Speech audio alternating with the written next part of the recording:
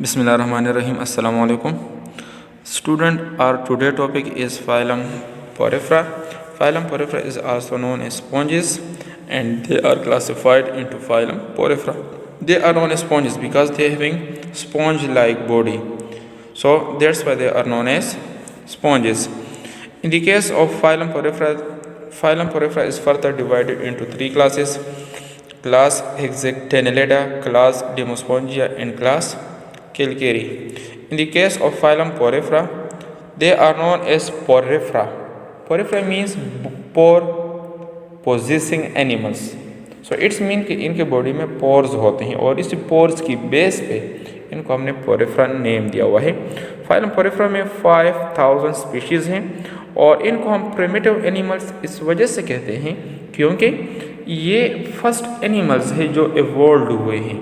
मतलब जो आपके पास जो किंगडम एनिमेलिया में जो फर्स्ट फाइलम है पोरिफेरा, इसके एनिमल पहले इवॉल्व हुए थे और बाद में जो फाइलम है उनके एनिमल्स बाद में इवॉल्व हुए थे। Sponges they are sessile. Sessile का मतलब है कि दे आर स्टेशनरी, ये अपनी जगह पे फिक्स होते हैं लेकिन इनमें मूवमेंट की एबिलिटी बहुत कम होती है। कहते हैं कि they can travel up to 4 millimetre per day.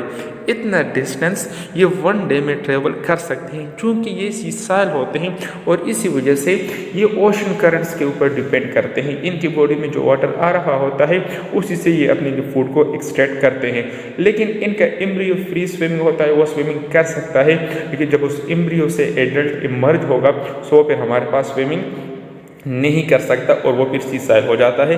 इनमें डाइजेशन, रेस्पायरेशन और एक्सक्रीशन के लिए कोई भी ऑर्गन्स नहीं होते हैं। सो इसमें से जो डिफ्यूजन होगी वो ही इन सब प्रोसेस के लिए रिस्पॉन्सिबल होगा।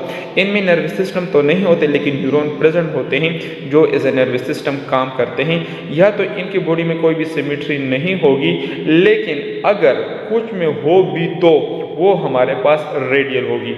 इनकी बॉडी में चूंकि स्केलेटन नहीं होता, स्पिक्यूल ही वो स्ट्रक्चर है जो इनका स्केलेटन का फंक्शन परफॉर्म करते हैं। स्पिक्यूल की अगर हम बात करते हैं तो स्पिक्यूल आपके पास है, स्पिक्यूल इनके एज ए स्केलेटन एलिमेंट जो सिलिका से हमारे पास बने हुए होते हैं। अगर आप इनकी बॉडी की बात करते हैं, इनके बॉडी का आउटर मोस्ट लेयर होता है जिसको आप लोग कहते हैं पिनाकोडर्म और इसमें सेल होते हैं पिनाकोसाइट, और दूसरा अंदर की तरफ लेयर होता है that is known as choanoderm, या इसमें जो सेल होंगे that will be known as choanocyte, and in between these two layer a cavity is present that is known as mesohyl. In the case of mesohyl के अंदर की तरफ आपके पास एक दूसरी कैविटी प्रेजेंट होगी that will be known as spongocoel. यही वो स्पॉन्जोसील होगा जिसमें फूड और इसके अलावा और जो सब्सटेंस होंगे वो एंटर होंगे और उस कोलम के थ्रू बॉडी से रिलीज हो जाएंगे। जितने भी स्पॉन्जेस हैं उनमें हमारे पास स्केलेटन होता है, लेकिन यहाँ पे जो क्लास डेमोस्पोंजिया है इसमें जो स्केलेटन होगा वो बना हुआ होगा कोलेजन से। कोलेजन आपके पास प्रोटीन है और उस कोलेजन से बने हुए स्केलेटन को हम स्पॉन्जियन कहेंगे। आपको दरमियान में नज़र आ रहे हैं आपके पास 2 टाइप्स ऑफ स्पिक्यूल है। एक आपके पास स्पिक्यूल है, दूसरा आपके पास है स्पॉन्जियन। स्पॉन्जियन लेफ्ट साइड पे आपको नज़र आ रहा है और स्पॉन्जियन आपको राइट साइड पे नज़र आ रहा है। इन द केस अगर आप इनके बॉडी की तरफ बात करते हैं, वही चीज़ है जो अभी मैंने आपको बता दी कि इनके जो आउटर मोस्ट लेयर होगा that will be known as pinacoderm और जो अंदर की तरफ लेयर होगा that will be known as pinacocyte. इस पिनाकोसाइट में आपको कुछ सेल नज़र आ रहे हैं जो इन्होंने राइट साइड पे अलग दिखाया हुआ है, यही वो सेल है जिसको आप कोनाकोसाइट कहेंगे। और चूंकि इसमें फ्लैजिला होता है तो इसको हम फ्लैजिलेटेड सेल भी कह सकते हैं या कोलर सेल भी कह सकते हैं, और ये हमारे पास प्रेजेंट होते हैं इंटीरियर लेयर में। जब भी ओस्टिया के थ्रू वाटर एंटर होगा तो इसमें जो फूड होगा ये उस फूड को ले लेंगे, इसकी डाइजेशन करेंगे। क्लियर? अच्छा, इसके बाद फिर क्या कहते हैं, इसके बाद आपके पास ये कहते हैं कि जो इन्होंने स्पॉन्जेस का स्ट्रक्चर बताया हुआ है वही बातें हैं कि आपके पास बाहर की तरफ कोनाकोसाइट है, पिनाकोसाइट है, इसके अलावा आपके पास पोरोसाइट आपके पास वो सेल होते हैं जिन्होंने ओस्टिया बनाया होता है। फिर इन्होंने बताया हुआ है कि जो आपके पास कोनाकोसाइट और पिनाकोसाइट के दरमियान स्पिक्यूल है, स्पिक्यूल की डिफरेंट टाइप्स है। ये मोनो एक्सोन भी हो सकते हैं जिसका सिंगल आर्म होगा, ट्राई एक्सोन भी हो सकते हैं जिसके 3 आर्म्स होंगे, टेट्रा एक्सोन भी हो सकते हैं जिसके 4 आर्म होंगे, हेक्सा एक्सॉन के आपके पास 6 आर्म होंगे और इसके अलावा और भी हो सकते हैं। फिर हमारे पास इस मेसोहाइल में अमीबोसाइट सेल होते हैं। अमीबोसाइट के डिफरेंट फंक्शन होते हैं और उसी बेस पे इनके डिफरेंट सेल टाइप्स है।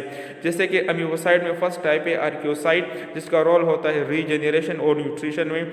इसके अलावा स्क्लेरोसाइट रोल होता है स्पिक्यूल की फॉर्मेशन में। स्पॉन्जोसाइट का रोल होता है स्पॉन्जिन की सिंथेसिस में। कोलिनसाइड का रोल होता है कोलेजिन की सिंथेसिस में और लोफोसाइट का रोल होता है मोबिलिटी में। ये इनका हेल्प देते हैं। सिमिलरली स्पॉन्जेस की अगर डाइजेशन की बात करते हैं, इनमें जो डाइजेशन होगी वो हमारे पास इंट्रासेलुलर होगी। इंट्रासेलुलर का मतलब है कि इनमें डाइजेशन सेल के इंटीरियर में होगी। वो मैं आपको बता चुका हूँ कि वो हमारे पास होती है। That will B of amoebocyte में भी हो सकती है और इसके अलावा हमारे पास कॉलर सेल में भी हो सकती है। इनमें डाइजेस्टिव सिस्टम नहीं होता, लेकिन जो कॉलर सेल होते हैं इनका रोल होता है डाइजेशन में, और जो अमीबोसाइट सेल होते हैं ये इसको फिर ट्रांसपोर्ट करते हैं। सिमिलरली एक्सक्रीटरी सिस्टम की बात करते हैं, इनमें एक्सक्रीटरी सिस्टम नहीं होता, लेकिन इनका जो ओस्कुलम होगा ये ही बॉडी से वेस्ट मटेरियल को एक्सक्रीट करेगा। रिस्पायरेशन की बात करते हैं, इनमें हमारे पास रिस्पायरेटरी सिस्टम नहीं होता, ये ऑक्सीजन लेते हैं through a process of diffusion. आते हैं इनके रिप्रोडक्शन की तरफ। इनमें हमारे पास 2 टाइप्स ऑफ रिप्रोडक्शन है। एक आपके पास है सेक्सुअल, दूसरा आपके पास है asexual. In the case of sexual reproduction की बात करते हैं, देट आर मोनोशियस। मोनोशियस का मतलब है कि इनमें at a time male sex organ भी होगा और फीमेल सेक्स ऑर्गन भी होगा। क्या होता है कि जब एक से हमारे पास स्पर्म आता है और दूसरे में हमारे पास एग होगा, तो जब एक से स्पर्म आता है और दूसरे में एग होगा तो स्पर्म क्या होता है, ये इस दूसरे स्पॉन्जेस के बॉडी में एंटर हो जाता है और वहाँ पे अब एग कहाँ पे प्रेजेंट और स्पर्म कहाँ पे प्रेजेंट होगा। ये स्पर्म और एग हमारे पास प्रेजेंट होते हैं मेसोहाइल में। स्पर्म किससे बनते हैं, ये बनते हैं हमारे पास कोनोसाइट से। एग हमारे पास बनता है कोनोसाइट से भी बन सकता है, और इसके अलावा हमारे पास आर्कियोसाइट जो आपके पास एक अमीबोसाइट सेल है। सो क्या होगा, एक स्पॉन्जेस के मेसोहाइल से स्पर्म आ रहा है, ओस्कुलम के थ्रू रिलीज हो रहा है और स्विमिंग करते हुए दूसरे बॉडी के ओस्टिया के थ्रू एंटर होगा। मेसोहाइल में जो एग प्रेजेंट होगा उसको फर्टिलाइज किया जाएगा। सो फर्टिलाइजेशन की वजह से फिर हमारे पास बनेगा जायगोट बनेगा, और जायगोट के बाद फिर हमारे पास इनकी लार्वी बनेगी, और इनकी जो लार्वी बनेगी that will be known as parenchymula. यही वो पेरेन्काइमोला होगा जो फिर हमारे पास स्विमिंग करते हुए सही अपने सबस्ट्रेटम के साथ अटैच होगी, और जब सबस्ट्रेटम के साथ अटैच होगी तो इससे एडल्ट बन जाएगा, और इनका एडल्ट हमारे पास फिर सीसाइल होता है। आते हैं इनके एसेक्सुअल रिप्रोडक्शन की तरफ। अगर हम इनके एसेक्सुअल रिप्रोडक्शन की तरफ आते हैं तो इनमें हमारे पास फ्रेगमेंटेशन भी होती है और हमारे पास एक्सटर्नल बडिंग भी होती है। अगर आप इनके फ्रेगमेंटेशन की बात करते हैं तो फ्रेगमेंटेशन में यह होगा कि इनकी बॉडी फ्रेगमेंट्स में डिवाइड होगी और स्प्लिट होगी, और फिर हर एक फ्रेगमेंट से एक न्यू बॉडी बन जाएगी। एक्सटर्नल बडिंग का यह मतलब है कि इनकी बॉडी से एक आउटग्रोथ एराइज होगा और वही आउटग्रोथ कंप्लीट एक न्यू बॉडी में डेवलप हो जाएगा। सो ये हमारे पास रहे इनके एसेक्सुअल रिप्रोडक्शन। अच्छा, दूसरी बात इन्होंने ये बताई हुई है कि हमारे पास होते हैं इंटरनल बर्ड्स, और उन इंटरनल बर्ड्स को हम कहते हैं गिम्यूल्स कहते हैं।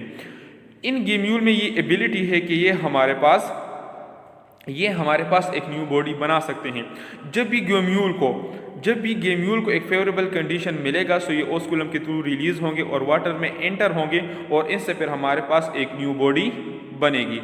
तो ये हमारे पास रहा ऑल अबाउट फाइलम पोरेफ्रा।